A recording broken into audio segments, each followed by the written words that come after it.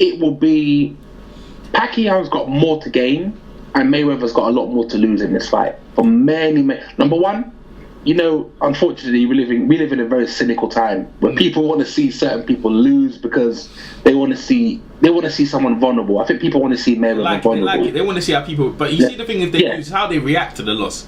There you go. But you know what it is? Yeah. I think if something miraculous was to happen and Mayweather was to lose, I think he'll be very, very humble in defeat because he would know that A, he's lost to a great fighter, and B, there's a certain kind of inevitability that comes with life and boxing. Like you can, people even talk about Rocky Marciano. If we're talking about great boxing records, obviously Rocky Marciano retired 49-0, beat a lot of great boxers. But at the end of the day, he knew that if he had fought Joe Louis earlier, for example, or certain other fighters earlier, I don't think he would have retired an undefeated fighter. Yeah, well, that's basically what I'm saying. But then that's just another thing. I just think with Mayweather, I just feel that I think because of his legacy that he wants to leave, I think because of his pride, because of his ability, because of his sheer force in the boxing world, I don't think he would really he wouldn't leave anything to chance in this fight. I think if it comes down to it, he would do whatever he needs to do to win. Yeah, absolutely. This is record breaking. This pay-per-view, normally in Sky it's usually $14.95. Now it's $19.95. In America, it's near 100 to get HD. Luckily, I got Sky Sports HD, so we're gonna see that. Also, just to do their merchandise, Mayweather. See the thing, what Mayweather capitalized, what Mike Tyson should have done. When Mike Tyson was doing his thing, Mike Tyson could have opened a little shop, had sell socks. It would have been selling up to now. You see what I'm saying? Like he could have capitalized on all these marketing schemes, but he didn't really care. Mike Tyson was, I think, in the 80s to early 90s. Before all of the turmoil started to kick in. He was worth an estimated 300 million. Now we're talking about in the 80s. We're talking about like 20 plus years ago. So you just know that Mike Tyson, if he was to have the right people, the right kind of the right support system, if Gus D'Amato was actually still nurturing him and guiding his career, there's no telling what Mike Tyson would have probably been. People would have been talking about Ali and Tyson in the same sentence. You know, I was just thinking about what you just said there about Gus D'Amato. That just shows you, because young people don't respect old people, but old people have all the old knowledge and the wisdom. And if they're willing to put that on you to make you understand how things work before you've even reached the age, you become a very powerful guy. And that's why Mike Tyson he had so much knowledge. At a young age, go ahead. I remember I saw this post this was about a month or so ago.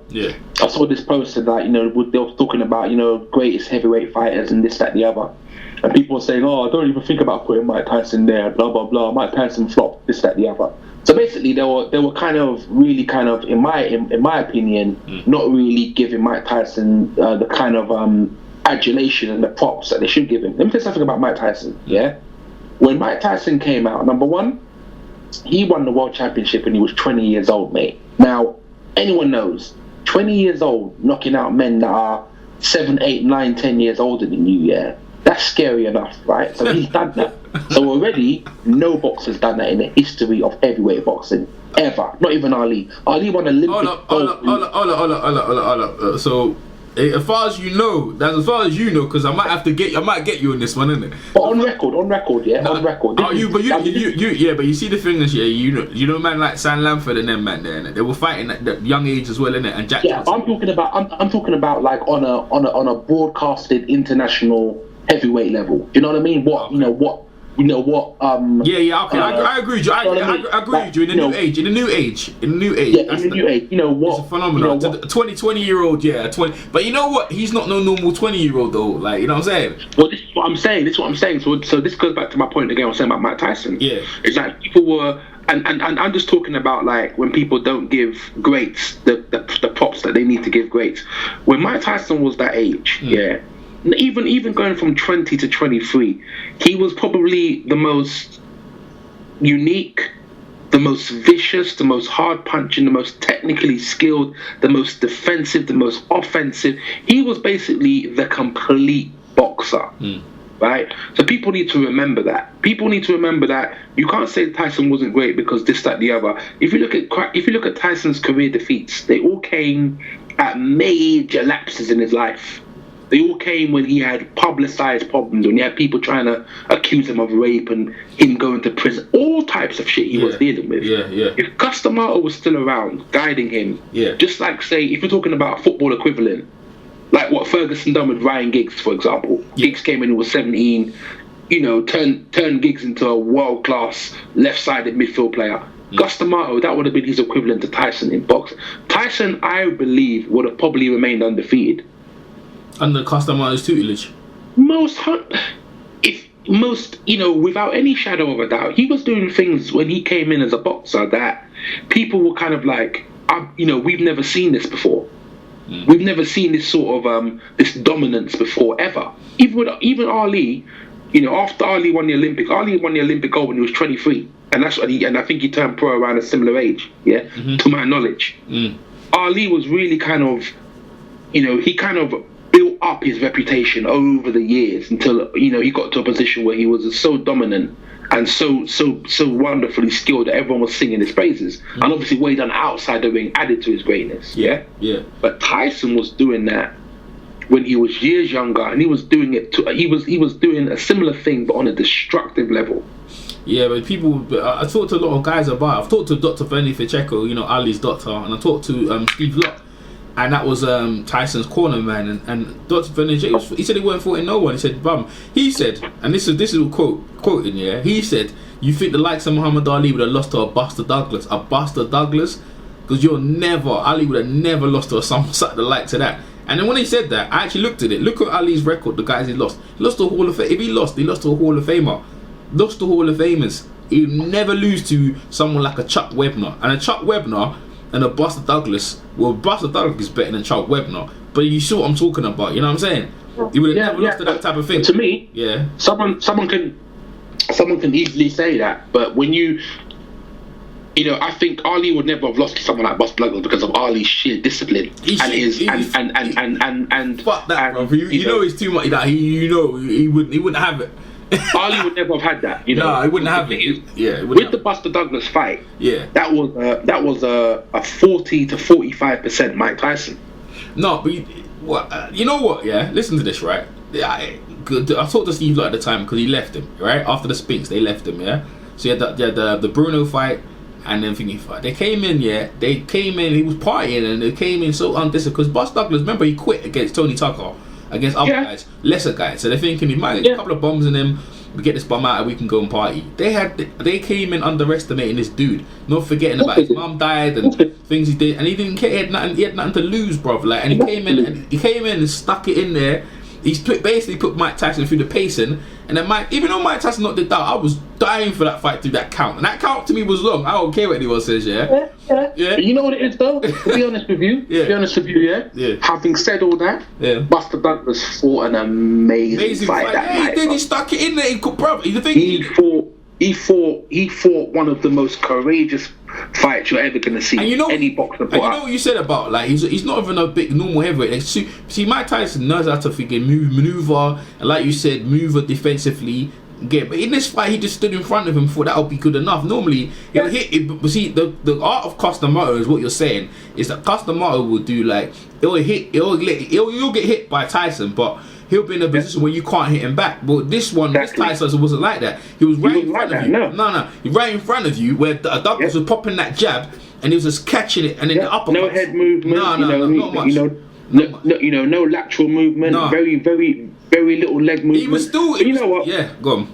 But you know what, though, at the end of the day, that's kind of like, if you look at the legacy that Mike Tyson left, and if you look at, the impact that he made on the heavyweight division, I mean, I don't know how anyone, unless you're smoking high-grade crack, can ever say that Tyson is not does not belong in the top 10 of heavyweight boxing. You must be start mad. Actually, you know what? We had a debate about that the other day, and I get into debates. I haven't put Buster Douglas. I put Riddick Bowe in there, and I got burnt up. Man was on me. You know what? Again, yeah. Okay, now with Riddick Bowe. Now again, he's one of those boxers that I feel didn't really amass his potential. Do you understand? Yeah, that's right. Like, don't get me wrong. In terms of what he could have achieved, most definitely. But how many other boxers have fallen short of that category? Ike Ibarrachi as another example. Ike Ibarrachi, was probably one of those boxers that if anyone was going to beat Mike Tyson convincingly in Mike Tyson's speech, Ike Ibarrachi versus Mike Tyson would have been one of the most ferocious fights ever witnessed. Yeah. Ever. Klitschko didn't want him. The Klitschko and Lewis knew he had to fight him. He didn't want to fight a Ibarrachi. He didn't want no part of Ike Ibarrachi. What do you call Ibarrachi? His name's Akabuchi. His name's Akabuchi. Akabuchi, yeah? Akabuchi, yeah, go. Like it's one of those long Igbo names, man. It's one of those long Eastern Nigerian names. You know what I mean? I'm Yoruba, so Yoruba names are easy to flip and pronounce and shit. Yeah. But anyway. You're right. Now, Akabuchi, a lot of guys, bruv, that fight with him, he went toe to toe with David Tua. Fuck, what violent. Was it 12-10? It was violent though, innit? It was 2012. It was violent though.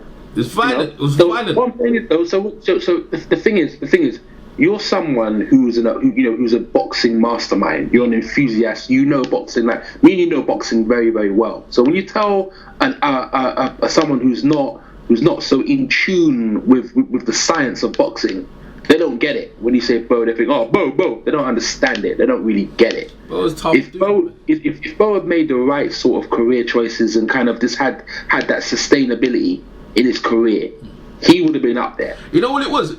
The pussy people behind him. That guy, what's his name again? The light skinned guy. The Muslim brer behind him. The pussy. They told him to throw the bin in. Like, I don't think he would have thrown any belt in the bin. Yeah, I think that guy told him to throw the bin in the bin. That was the worst thing you could ever do. That's the worst thing you could have ever done. Lewis was next in line. Right, you could give the man his title shot, and you could have multiple fights with him, and they chose to block him out and just keep it an American thing. And you know what? At that point, this is where boxing proliferated the split, because at that time I'm not interested. Right, I was interested, because the heavyweight championship, waiting for Mike Tyson to come back out of jail. But when he did that, it killed it, man. A lot of Americans talk about obviously Riddick Bowe versus Evander Holyfield was a great fight, but bro, I didn't watch that fight until in the 2000s. I wasn't interested. Because you know what? Yeah, I wasn't interested. I know I watched it, but I wasn't interested. I was waiting for Mike Tyson to come up, because so many people, we had excuses for Mike Tyson. Because Mike Tyson didn't get up, this, that, the other. We're diehard Mike Tyson fan. We weren't gonna have it. And then the day, him throwing the belt in the bin, because Lewis this time shot me when he beat Razor Ruddock. Talking about Razor Ruddock, he's made a comeback this weekend. He fought this weekend. Razor Ruddock. How old is Razor Ruddock? He must be in his late 40s by now. He's 50 years old, brother. You see the fight, brother. The man nearly got knocked out, and he caught the guy with that. You know that half foot uppercut he lands, isn't it? Yeah. He landed it. The guy went spraying over the ring. It was a Nigerian day, You need to see it, all right? Oh wow! I'll YouTube it. Yeah. I'll put it on your Facebook thing, right? And so the guy went spraying across the ring, but the guy got back up, and the referee stopped the fight. This is in Canada. And the guy was furious, because you know why? They knew if he got back up, he would have knocked out Razor Ruddock, bro. He was lucky enough. He was getting beaten up enough. Yeah, but the thing is, my whole thing is, what's Ruddock boxing at 54, man? That's not really what you want to do as a heavyweight. But I got an interview with him. He said he wants to make a comeback. He don't believe the heavyweights are the real heavyweight. He doesn't want to be doing that. If you see the way he fights, though, he fights like someone who's 50, bro. He fights like someone who's blatantly that age. It's hard. There you go. I'm actually worried for him. You're fighting in a heavyweight division where one punch can end your life. And the guy they gave him was. I was like, where the fuck did they bring that guy out? The guy looked like a nutter, Lateef. Alright, bro. Let's bring this up to the present day, because all that's good nostalgic talk,